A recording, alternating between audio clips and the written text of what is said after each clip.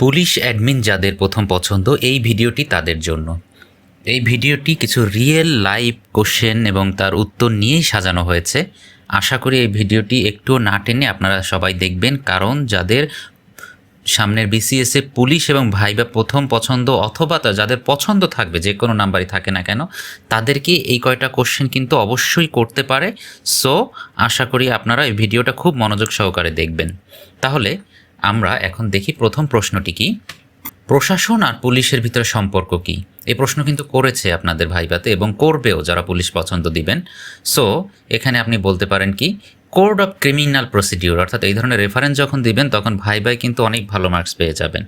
Code of criminal procedure অনুসারে প্রশাসন পুলিশের উপর সাধারণ নিয়ন্ত্রণ আরোপ করতে পারে, মানে তারা কন্ট্রোল করতে পারে প্রশাসন ক্যাডাররা পুলিশ ক্যাডারের উপরে। সো পুলিশ প্রশাসনের বৈধ আদেশকে, সব ধরনের আদেশ না, যে আদেশগুলি বৈধ হবে, লিগ্যাল হবে, সেই আদেশগুলি পালন করতে বাধ্য থাকবে। ওকে, এইভাবে একটু ক্যান্সার দিলেই হবে। এরপরে আবার কোশ্চেন করতে পারে যে কোন ক্ষমতা বলে ম্যাজিস্ট্রেট পুলিশের উপর নিয়ন্ত্রণ করে। সো এখন তো অর্ডার দিলেই হবে না, কোনো একটা থাকতে হবে, মানে অফিসিয়াল একটা ডকুমেন্টস থাকতে হবে। এ কারণে বলতে পারে যে কোন ক্ষমতা বলে ম্যাজিস্ট্রেট পুলিশের উপর নিয়ন্ত্রণ করে। সো নর্মাল কোনো কোশ্চেনের অ্যান্সার দিলে কিন্তু এটা হবে না।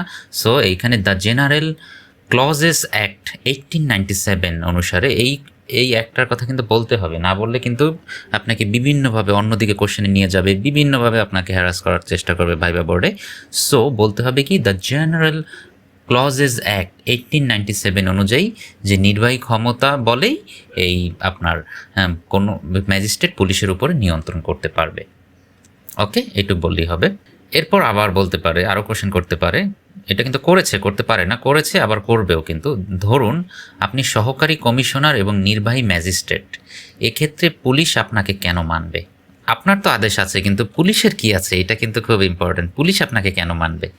তখন আপনাকে বলতে হবে যে পুলিশ আমাকে মানবে, যে কারণ হচ্ছে কি, আপনি assistant commissioner and executive magistrate.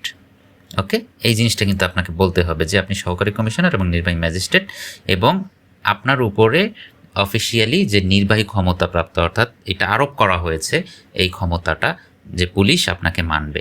So পুলিশও কিন্তু এখানে আপনার মানে এই লটা তারা জানবে। সো আশা করি আপনার মানে অ্যান্সারটা পেয়ে গিয়েছেন। জানলে মানে পুলিশ যদি এটা নির্বাহী ক্ষমতাপ্রাপ্ত যে আদেশটা, এটা যদি পুলিশ জেনে থাকে, অবশ্যই আপনাকে মানতে বাধ্য পুলিশ। যে কোনো লিগ্যাল অর্ডার মানতে পুলিশ বাধ্য। এটুকু আপনি বললেই হবে। এই তো আজকের ভিডিওটা কিন্তু অত্যন্ত কি বলবো, খুব খুব গুরুত্বপূর্ণ। যারা পুলিশ এবং প্রশাসন যে কোনো নাম্বারই চয়েস দেন না কেন, এই ধরনের কোশ্চেনগুলি নিয়ে কিন্তু ভাইবা বোর্ডে রেডি থাকে কখন আপনাকে অ্যাটাক করবে, এবং আপনার কাছ থেকে যখন কোনো এরকম ভালো কিছু উত্তর পাবে, তখনই কিন্তু আপনি ভাইবাতে 150, 160, 170 মার্কস পেয়ে যাবেন, এরকম রেফারেন্স দিয়ে যখন অ্যান্সারগুলি আপনি করবেন। এই তো, আমার ভিডিওটি ভালো লাগলে অবশ্যই ভিডিওটিতে একটি লাইক দেবেন। আর এখনও যদি কেউ সাবস্ক্রাইব না করে থাকেন, অবশ্যই সাবস্ক্রাইব করে পাশে থাকবেন। এখন থেকে নিয়মিত বিসিএস ভাইবা এবং অন্যান্য বিসিএস সম্পর্কিত যে কোনো ধরনের ইনফরমেশন নিয়ে প্রতিনিয়ত ভিডিও আপলোড দেওয়া হবে। ওকে, আজকে এ পর্যন্তই। See you to the next class. Bye by.